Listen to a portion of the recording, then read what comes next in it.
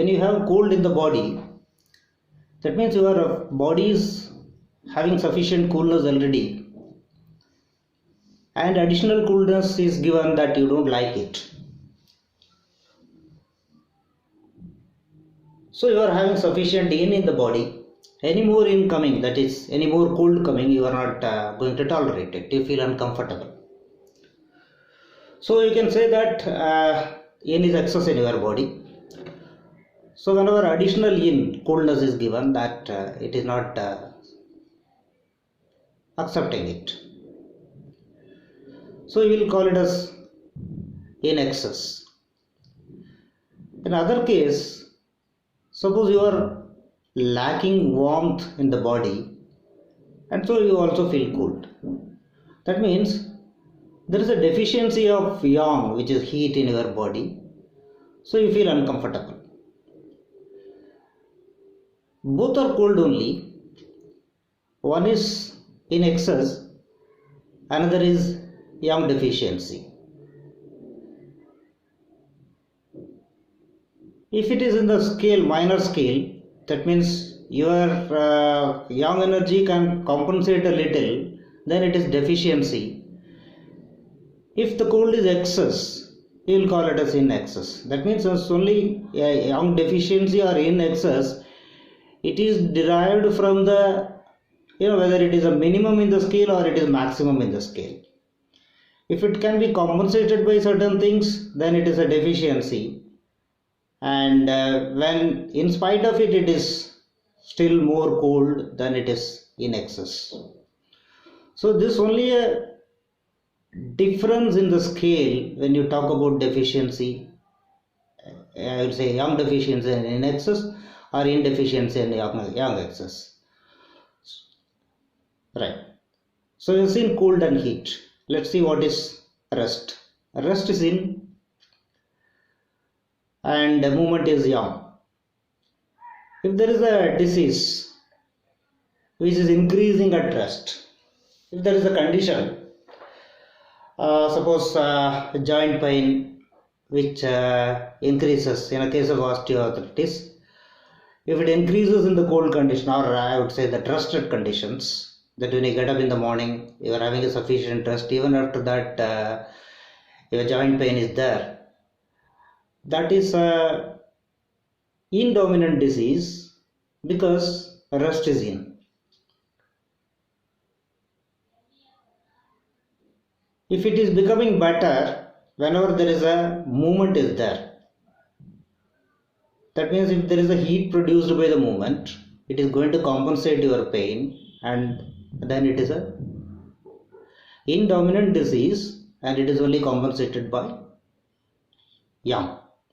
That means it is getting worse during the rest, it's an indominant, and also it is getting better by the warmth or movement, so it is indominant.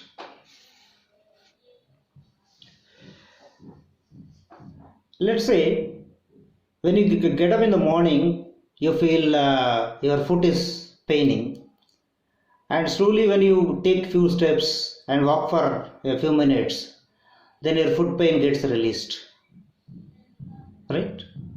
This is also an indominant disease. Suppose there is a shoulder pain which is getting worse when you are doing actions, or when you are doing a walk or using this shoulder, which means already action is worsening your problem, so it's an yang dominant disease, because movement is yang.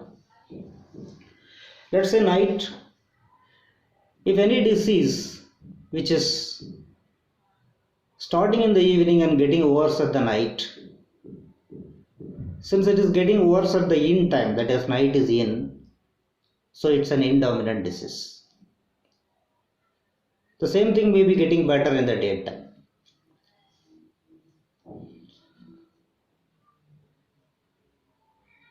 Some disease which is starting in the afternoon and getting worse at the peak sun time, that's afternoon, that's definitely a yang dominant disease.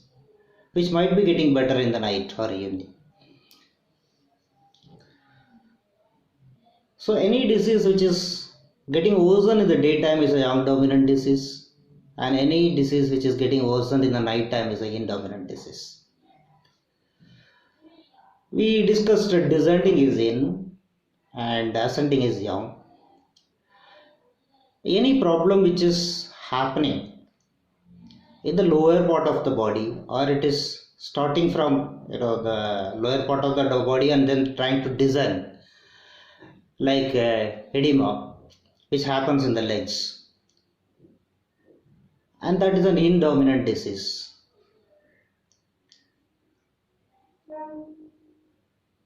And it could be yang deficiency. If there is an ascending disease, that means there is a headache, that to the daytime the headache is increasing, which means this headache, because it is worsening in the daytime, it is an yang dominant disease, and it is in the head, it is in the upper part of the body, so it's a yang dominant disease, which means yang in the body is more. We say the contraction is yin, dispersion is yang. Anything which is contracting is yin, like cramps or muscle tensions, which happens in winter, which happens in night time.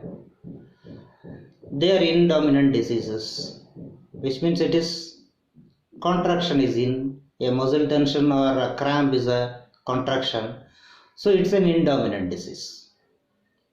Again, if we discuss about sweating, which is dispersing, which is going towards outside, sweating happens with the heat only, that everybody knows. So sweating, it's a yang dominant disease. Paleness is yin, redness or brightness is yang. Whenever you are having a cold in the body, if you see the tongue, it will be pale. The pale in the tongue indicates there is an yin dominant disease. When you are having a fever, it might turn bright yellow, or depending on the portion, it might become reddish also. So the yellowness or reddishness, which is an indication of a heat, so it is called yang dominant disease. So whatever we have listed out, day is yang, night is yin, winter is yin, summer is yang. This is to be applied to acupuncture depending on when it is worsening, when it is getting better, and which part of the body it is appearing, which part of the body it is settling down, whether it is exterior or interior, whether it is contracting or dispersing, whether it is cold or heat, whether it is excess or deficient.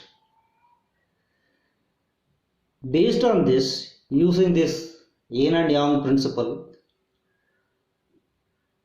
if a yin is excess, reduce yin.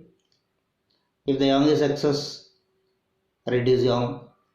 If both are down, improve both the things. We have also seen in emotions,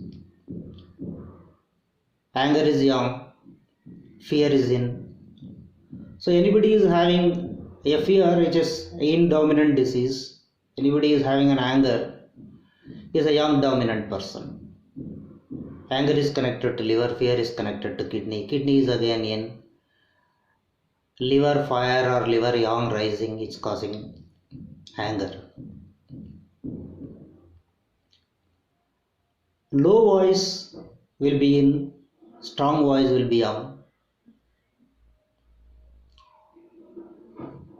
We discussed jazz music is yang and melodies are yin.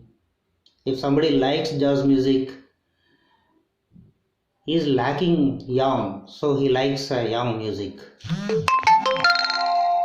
If somebody is liking melodies, he lacks yin, so he likes melodies. Strong scents are yang, mild scents are yin. Somebody liking a stronger scents is lacking yang. Somebody is preferring the mild scents, he is lacking yin. But you have to be sure only by these segregations alone you cannot confirm whether it is a yang oriented or yin oriented disease. You will also have to support it by your observations, by Zhang-Fuan theory, 5-element theory, and other diagnostic tools which you use in acupuncture. So this is how we are going to use yin and yang, and we have discussed what is yin, what is yang, and what are the applications of yin and yang in both the part 1 and part 2. Maybe sometime later we will discuss, we'll join back with another topic. Thank you very much.